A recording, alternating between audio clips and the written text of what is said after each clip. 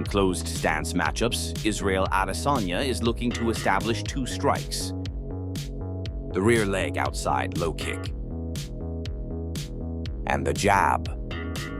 An easy way for Adesanya to establish his rear leg outside low kick is to time the low kick when his opponent puts weight on the lead leg. He's able to tell that his opponent is in range when his opponent taps the inside of his rear hand. Costa has placed all his weight on the lead foot, making it hard to check or retract the lead leg. This makes it easy to land the low kick at range without putting himself into much danger. In addition to his low kick, Adesanya wants to establish his jab. He's able to establish the jab in two different ways, by jabbing off a reset and by jabbing along the tracks. A reset is where the feet start out at level, then go in a staggered stance. In this case, Adesanya jabs Costa before Costa is able to fully get into stance. The jab is fired when Costa is not ready, and creates a huge reaction where Costa leans back and parries. The other way Adesanya establishes the jab is along the tracks. On the tracks means the lead leg is lined up with the opponent's rear leg, and the rear leg is lined up with the opponent's lead leg. From this position, Adesanya prevents Costa from jabbing back by putting his rear hand on top of Costa's lead hand. Adesanya has also lengthened the path of his jab by squaring up his stance. This lets him extend into a longer stance when he jabs while Costa is stationary. The jab and the low kick lays the foundation for Adesanya's feints. There are two main feints that he uses, the head and shoulder feint and the rear hip feint. The head and shoulder feint looks to further disguise the timing of his jab. He executes this feint by keeping his back foot planted, then pumping his lead foot and lead shoulder at the opponent so it looks like the motion of his jab. The rear hip feint is used to disguise the rear low kick. The way he executes this feint is to show it at a far distance. This is so his opponent has time to see the feint and react to it. Here is an example of Adesanya using the rear hip feint and exploiting a reaction from Paulo Costa. Adesanya uses a rear hip feint which causes Costa to lift his lead leg and check. Costa overreacts and moves completely out of range. Costa then resets back into range. By doing this, his lead leg is vulnerable since weight is transferring from the rear foot to his lead foot. Adesanya is able to time this weight transition. The rear hip feint also puts him in a position to bridge. Bridging allows Adesanya to close a large distance by showing the threat of the low kick, then coming in with a jab. Here is an example of Adesanya using the rear hip feint to close the distance against an opponent who is backing up along the fence. Adesanya uses the rear hip feint to freeze his opponent as well as shorten the distance of his jab. Notice how he bridges from a square stance to a staggered stance which lengthens his jab.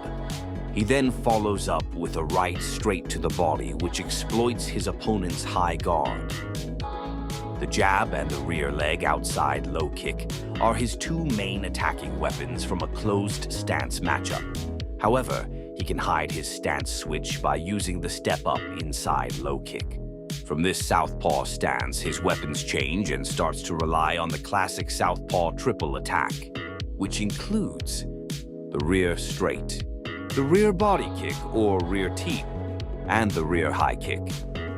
With the southpaw triple attack, he is looking for a specific reaction, and that's for his opponent to slip and parry towards the rear side. The way he gets people to slip and parry to the rear side is by establishing his rear straight and rear body kick. The rear straight, rear body kick, and rear high kick creates a dilemma for his opponent. If they start reaching for the rear straight, the body is open. If they try to slip and parry, then the head kick is available. That's 5 different looks.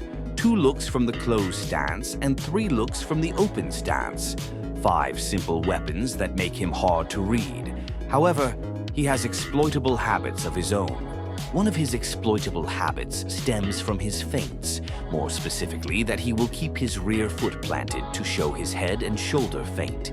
This might seem insignificant, but having this foot planted forces him to move backwards when his opponent doubles up their lead hand. Another habit he has stems from his use of the hand fight, primarily from the open stance matchup. He wants to be the one dictating the hand fight, and when the opponent proactively removes the hand fight, he resets and creates more distance.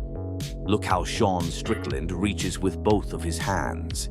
In a normal striking context, this is very dangerous since Strickland has committed both hands to one side of Adesanya.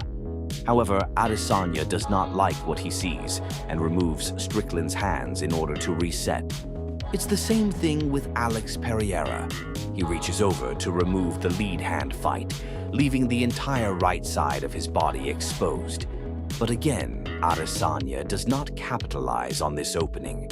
Constantly making Adesanya back up and reset should be the first priority when game planning against him. Furthermore, Adesanya hates it when his own weapons are used against him. For example, he can be low-kicked when he steps into jab, and can be low-kicked off his reset. He also hates getting jabbed on the reset. A good time to jab Adesanya is after defending his low kick, preferably when his back is near the fence, since the fence takes away his large linear retreats. When he misses a low kick, he will pause for a beat to recover his stance, and that is the time to jab him. Another way to move Adesanya to the fence is by catching his body kick when he's southpaw. This is risky due to the threat of the question mark kick. However, if the opponent can grab a leg like this and drive him back to the fence, then they can have success building further offense since they've removed Adesanya's linear retreat. At the time of making this video, Adesanya will be fighting Nasruddin Imavov at UFC Fight Night Abu Dhabi. Adesanya will be the one asking the questions in this matchup, and Imavov will have to find a way to consistently force Adesanya to the fence, where his feints and movement become limited. Subscribe to my YouTube channel to see all my narrated breakdowns. For the complete playlist of animated breakdowns, go to the link in the description. If you want in-depth articles on fights and fighters, subscribe to my Substack for free. Once you do, you will get analytical articles about MMA straight to your inbox. You won't regret it.